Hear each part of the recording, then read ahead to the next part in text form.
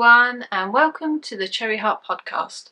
I'm Sandra and this is a crafty podcast featuring crochet, knitting and sewing for the most part. You can find the show notes for the podcast down below this video, and you can also find all my patterns and tutorials on my website, which is cherryheart.co.uk, so that's got all that sort of good thing on there. So thank you ever so much for joining me on this latest podcast. Yes, thanks for coming back if you're a returning viewer, and if you're trying it out for the first time, I hope you enjoy it. I'll put all the subscribey, linky, like the video gump up here while I'm chatting. Yeah, so let's get into it. It's been a little while since I've podcast again this time, but I have had some other videos up. So I've been doing a makeover of my craft room, so there's a couple of videos that have been up on that. So yeah, I won't go through those projects again. They're mostly sewing projects, but if you do want to see what I've been up to, those are there. Yeah, let's get on with what I've been making this time. Oh, and I should say I've got a surprise coming up later in the video. So yes, a little giveaway. So stay tuned for that. Yeah, I'll talk about that later. Let's begin with the big beast. So this is incredibly difficult to show you. So this is my Sweetly Dreaming blanket. It's the pattern I'm working on. I'm almost finished the blanket, and I'm getting there with the pattern as well. So it's not out yet. So the update is I've got it all joined together. This had sort of stalled a little bit over the joining because I've sewed it together, just whip stitched it together. And that kind of really slowed me down because my arm was starting to play up as well, so I couldn't do very much. The kind of sewing it together kind of aggravated it. So yeah, it was taking me a really long time, and I was losing a little bit of heart with it really. But I got it all joined into like rows, so I joined them all into rows first, and that felt like a real slog. And then I thought I'll join like one column on and see how, I'd rested my arm, so see how my arm is. And I joined a column on, and I just loved how it looked together, because then you could start to see this other pattern. So the square so this is the centre of a square, and this is the edge here. But when you join it together, you sort of get this secondary pattern where these join together and become a square, and these make a flower, which, oh my god, I absolutely love it. I love it so much. It might be shooting up to one of the favourite things I've made. Maybe, I don't know, there's a lot of favourite things. Can you have lots of favourites? Yeah, but I absolutely adore it. So once I had got that one column joined on, and actually that wasn't too bad. Obviously I'd rested the arm enough at that point that it could kind of cope. So I still took it a little bit easy. But yeah, I was much more enthused from that point to like get on with the joining and get that bit done. So yeah, so I've joined them, and I have got the border on. It's not completely finished yet. It needs to add tassels. So the tassels are going to go in these little bits here. So I've spoke about this many times, but this is inspired by a picture I saw in a magazine. So it's a vintage blanket that I'm replicating, sort of kind of reversed engineered it. And they had tassels on two sides on this blanket, so that is what I'm going to do as well, because my other concern once I had joined it all was just the sheer size of it. Like, it is absolutely, I don't even know how I'm going to show it to you. I'm not going to attempt it now. When I finished the whole thing and I finish the pattern and I launch it, I'll do some sort of proper photos then and everything, and then I'll be able to show you. I'll take some video as well. But basically, it is an absolute beast of a thing, and I was slightly worried I'd made it too big. I was laying it out on the living room floor and I thought, I've definitely made it too big. I could have lost a row off of this, maybe even two. you know, 2 whole rows of squares maybe, but definitely 1. So, because I think in the pattern I've done it, well, I've made it, this one here I've made bigger than the pattern because I thought I needed it bigger. But I guess my estimation of the squares or how they are when they're joined wasn't right, or maybe I don't know. Anyway, I thought it was going to be too big, but I've just tried it out on my bed and it's, oh my god, it's perfect. I love it. So actually now I'm really glad I've made it this big. So it is big enough. So I've got a king size bed. So this only works in the UK because I don't know how bed sizes vary. They certainly are different in America, I'm pretty sure. That like a king size in America will be different than a king size in the UK. And I'm sure that's true sort of around the world. So on the pattern I will put the measurements in and you'll have to kind of see how that works for your bed. But on my UK king size bed, it's perfect. So it's enough that it drapes down the sides a bit, but also, you know those sort of pictures of old-fashioned beds where they'd have it made and they've had like the eyed down or the pullover over the top, and then they'd tuck it under the pillows slightly and then it would come up and over the pillows and tuck, so the whole bed was one uniform sort of blanket. Yeah, it's big enough that you could do that. So at first I was like, oh no, it's too big. But then I sort of scrunched it down and kind of, you know, and I'm imagining with the tassels on, and then I was like, oh, it's perfect, it's perfect. So actually, yes, I love it. I absolutely love it. So I'm very excited to finish this now. I must admit, once I finished the border, I have put it to the side for a little while, partly to work on another project, but partly because I was putting off doing the tassels. But now I'm very, very inspired to get those tassels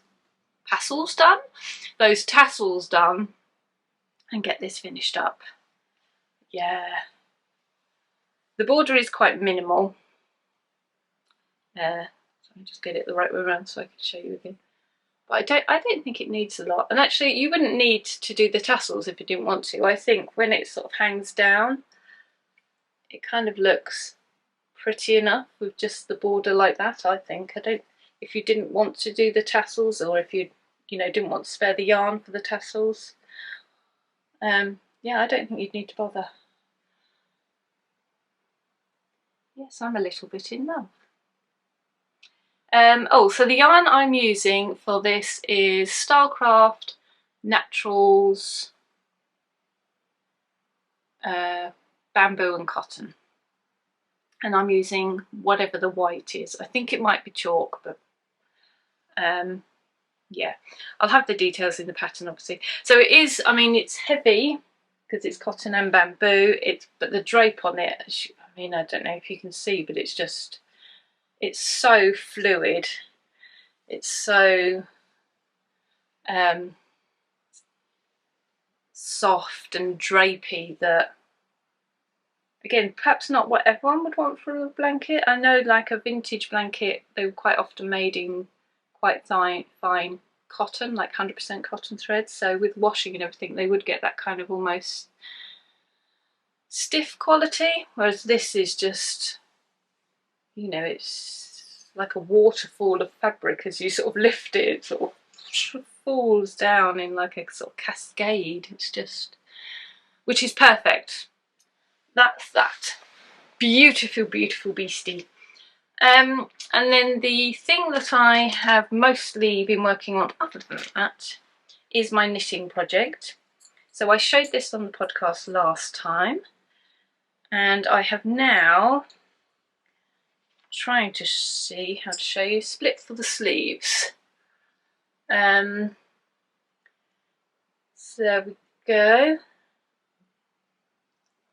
And I'm working up, this is the back that I'm working up at the moment. So you work up the back, work up the front, and then, don't know actually, I can't remember after that, and I haven't read anymore at this stage. But yeah, some sort of joining and neckline, I guess. And then I think there's a little kind of cappy, quite small sleeve. So yeah, making progress on that one now. There's not a lot else to say about that really. Oh well, I could tell you the pattern and the yarn, couldn't I? So this is, I didn't print the first page of the pattern out because it's, you know, it's just a picture, and so I haven't got the name, but I'll put it up here. It's something like the Rospico. It's a French beach, Rospico, I think it is, something like that anyway. So I'll pop it up here, and it's an along Avec pattern. I really like her patterns. I have made one of her garments before, so this is my second one. But yeah, it's a lovely simple one, just that little lace detail at the bottom. Yeah, and then the yarn is beautiful Lay Family yarn in Dark Night. I've got 3 skeins of this because I'm making the 4th size, I think. But I'm not sure I'm going to need all 3 actually, because I've only, well, I started my second yarn just before the sleeves split. So I'm not even sure I'm going to need 3, which would be quite good because then I'll have one left over to use for something else. But yeah, just absolutely gorgeous colour. And it's like a solid colour, but that beautiful hand knit solid where there's just that little bit of variation in the colour. So you don't just have this, you know, literal solid uniform colour. It's just got all of these tiny beautiful variations, and oh, I love it. Absolutely love it. Just perfect. And I haven't, the only thing I did think when I ran out of the first yarn skein is I'd never sort of faded the second yarn in. I just worked with the first one until it ran out and then started my second one, and afterwards I did think, you know, you should really kind of, well, they say to use alternate, like knit alternate rows in, if you're using hand-dyed yarn? I can't talk today. Hand-dyed yarn, which I'm always far too lazy to do, but I did think I could at least fade in the, like, you know, for a few rows at the changeover, but I didn't bother. But I don't think you can even see, can you? I don't think you can tell anyway, so I think I've got away with that. But yeah, really happy with how that's coming along. So then my sewing projects are, I've got 2 on the go actually. Let me just get this out and do the crinkling so we can chat. So last time I showed you that I had this kit, which was a Christmas present from my lovely daughter. So I have now started it, and this is where I've got so far. Here's my little llama, or alpaca. Is he a llama or an alpaca? No, llama apparently. Yeah, so I have made some changes, or a change actually. So the background, so they provide everything you need in it. You get all the felt and the embroidery thing. But I didn't like the idea of having him on a brown background, and I thought it would look better if I changed it because I was planning on hanging him up in here. So I looked through the felt I had, and the best option I think was this pink. So I've popped him on this pink background. And I haven't got that much more to do on him. I've started the decoration on his little sort of saddle blanket here. I'm just working on his little harness. I think that needs a little bit more decoration. And then he's got sort of some tassels and this decoration around the edge of the ring. So I've got the ring. This came in the kit as well. It's one of those Nerge rings. I think So Sweet Violet sells these. And I have to say, the quality is really good. The sort of this fitting and the, you know, the thickness of the wood, this lovely fitting is so nice and smooth, and yeah, it's a really good quality. It's better than the ones I normally just get from the craft shop that are kind of yeah, just a bit more angled and sharp, and but just, yeah, these ones are really nice, so I could recommend those. I think I will get more of those in future. Yeah, see, normally they're a bit more like this. Ooh, is that going to show now? Yeah, a little bit more basic. This sort of sticking up bit is all thin, and you know, the wood cut off is quite sharp, whereas here it's all nice and smooth. Hello, we have a visitor. Hello, visitor. What's she doing?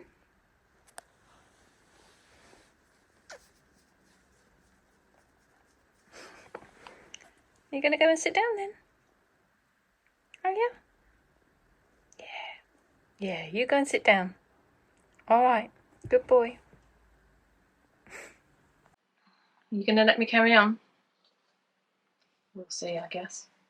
Yeah, so I started this when we went down to Cornwall, sort of roughly around kind of half-term time, to see my daughter. So yeah, and then when we've come back, I've actually popped him away in the basket and I'd sort of forgotten about him. So now that I've got him out again to show you, I might finish him off because I think he won't take too long, and that'll be a nice thing to have done, and then I can pop him up in the craft room. So that will be good. Oh, and just to show you, he's in my lovely project bag from Amelia. Oh, there's a little label there. Amelia Makes. And it's lovely rifle paper company fabric. Isn't that beautiful? Yeah. I haven't had that one out in a while, so it was lovely to have an excuse to get that out. So I wanted something to keep all the bits together when I took it down to Cornwall. So the next one I think we'll pop over and show you over there. I thought I'd come over to this side to talk about this because I have a sewing project on the mannequin, no less, the new mannequin. Yeah, so I am sewing a dress. I'm not quite finished yet, obviously. So this is a dress I've been wanting to make for 2 years.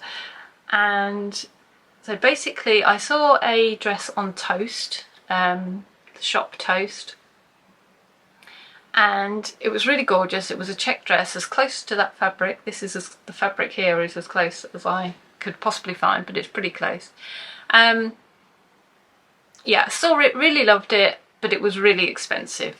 So I thought, and I think possibly out of stock, because I think even though it was really expensive, I was so tempted and I loved it so much.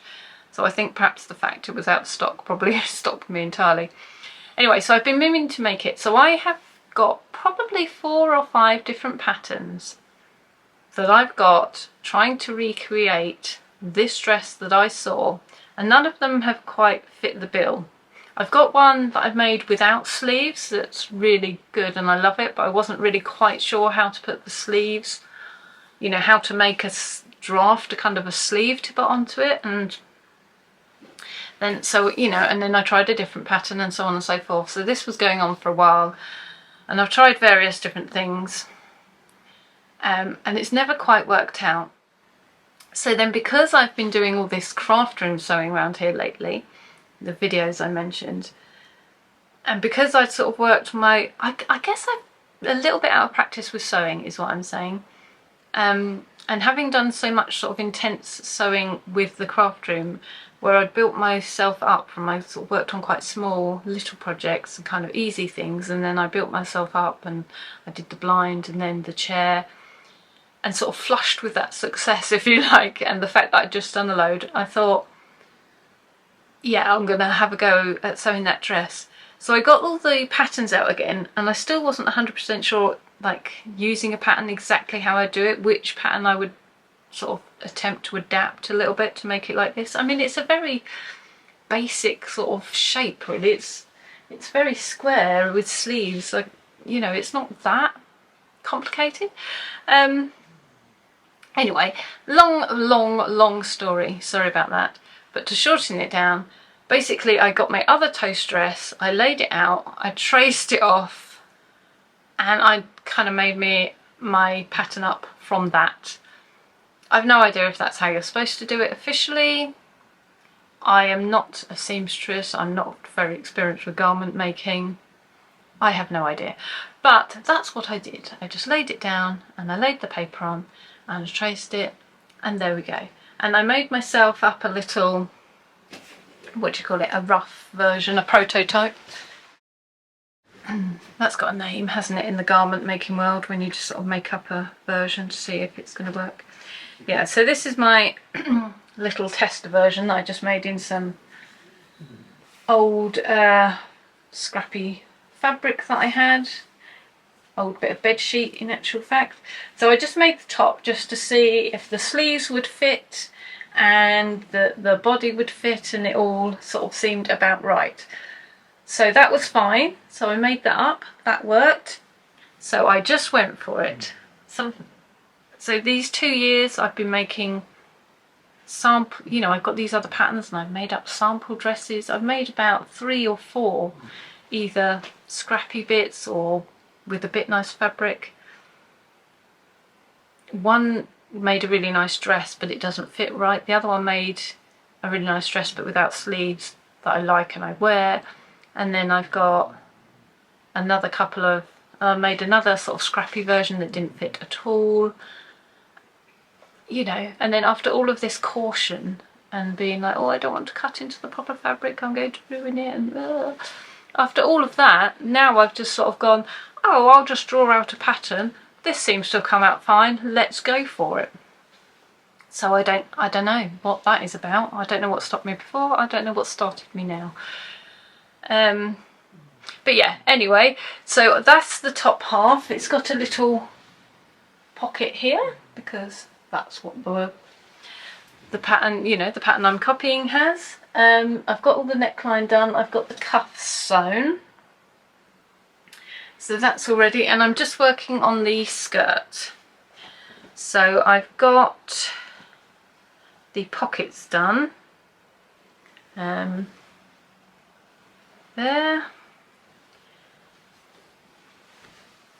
Don't know why I'm going to the trouble of showing you a pocket like you don't know what a pocket's like. There you go, that's what a pocket's like. You knew that, didn't you?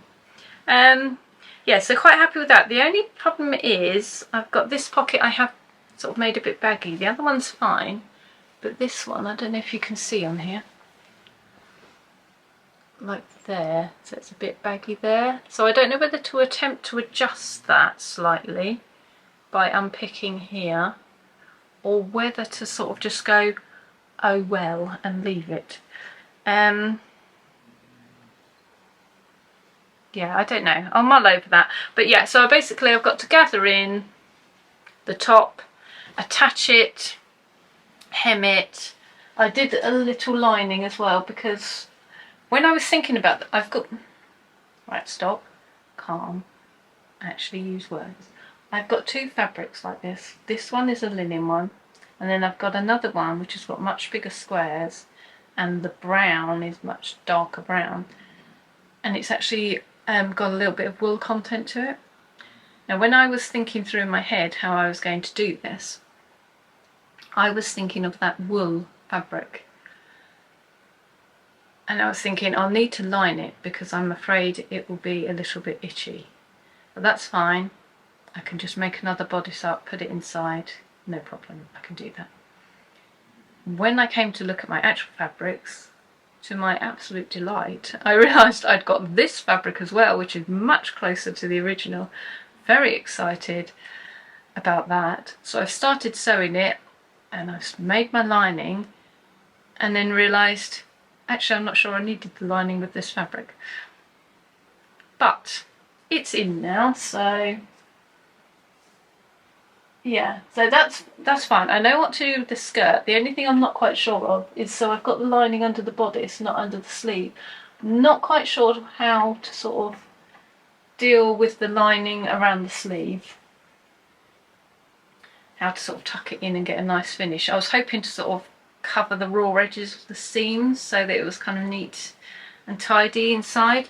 So on one other garment I've made, it sort of said about you know, sewing along the seams with like a sort of zigzaggy stitch to kind of finish them, like you would on an overlocker if you had an overlocker, but I don't.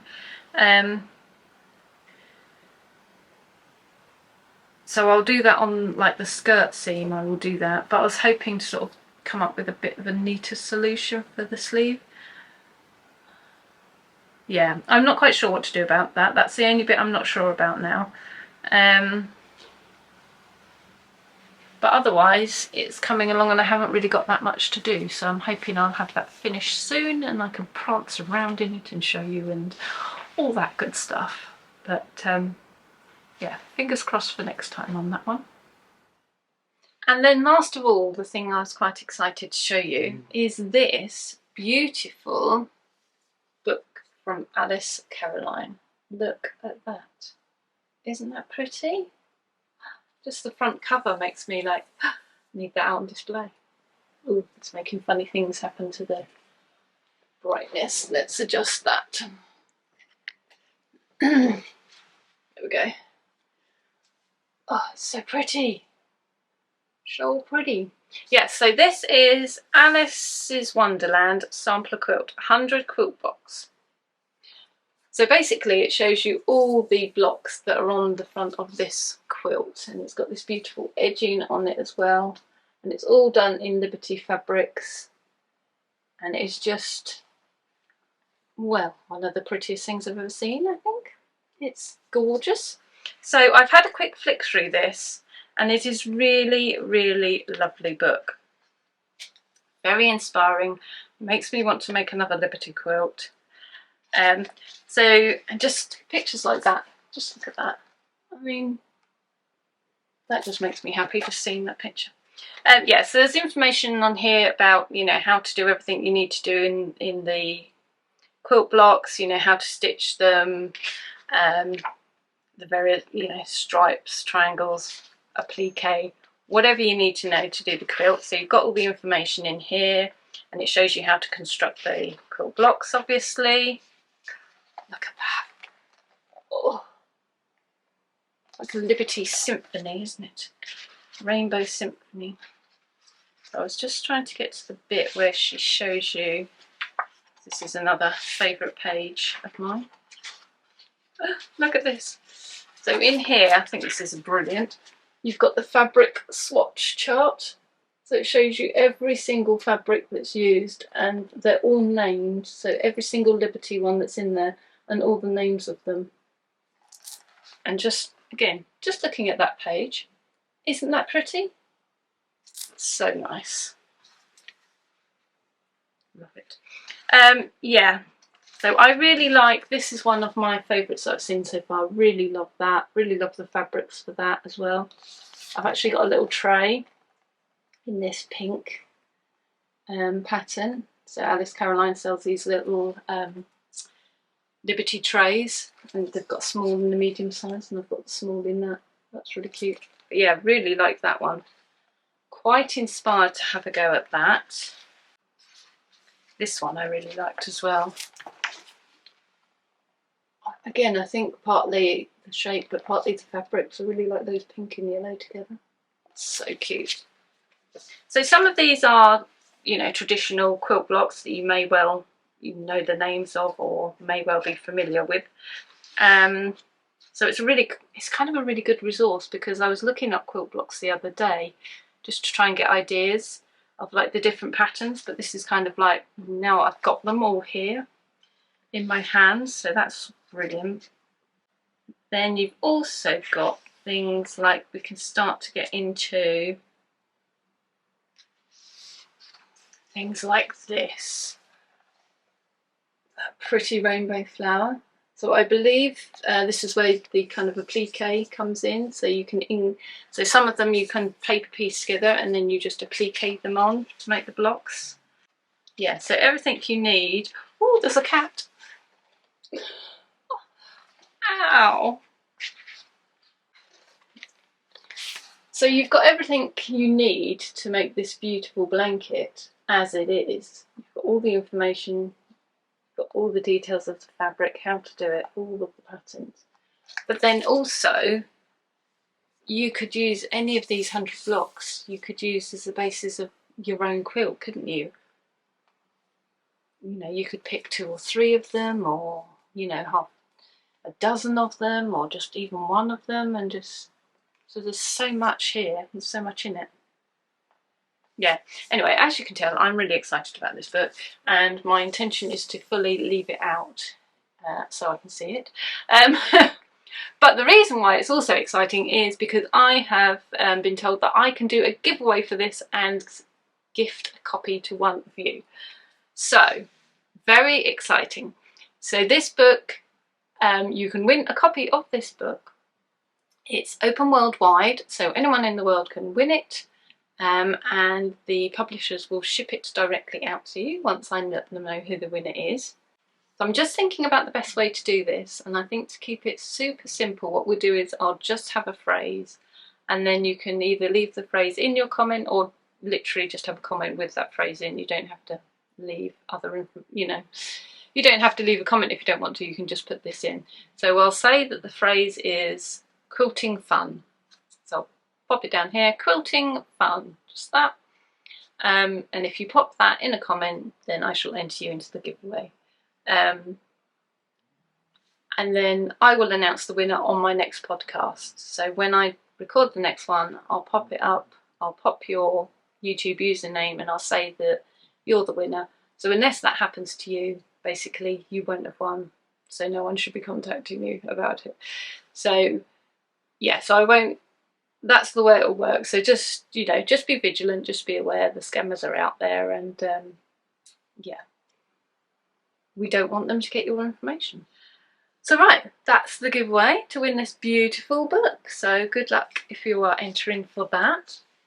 That's it from me then, that's all I have to talk about. Thank you so much for being here and for sticking with me. I'm not sure when the next podcast will be because now we've moved, everything's a little bit up in the air and I don't get the same amount of crafting time, so it really depends, you know, how much I've made and if things have moved on, that there's actually anything new or interesting to tell you about. So once that happens and I've got something to update you with, that's when the podcast will be, but I'm not quite sure how long that will take.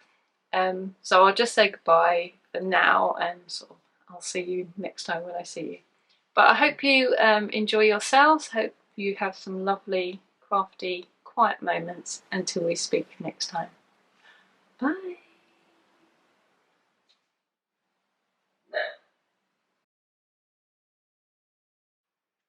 What is it, Bert?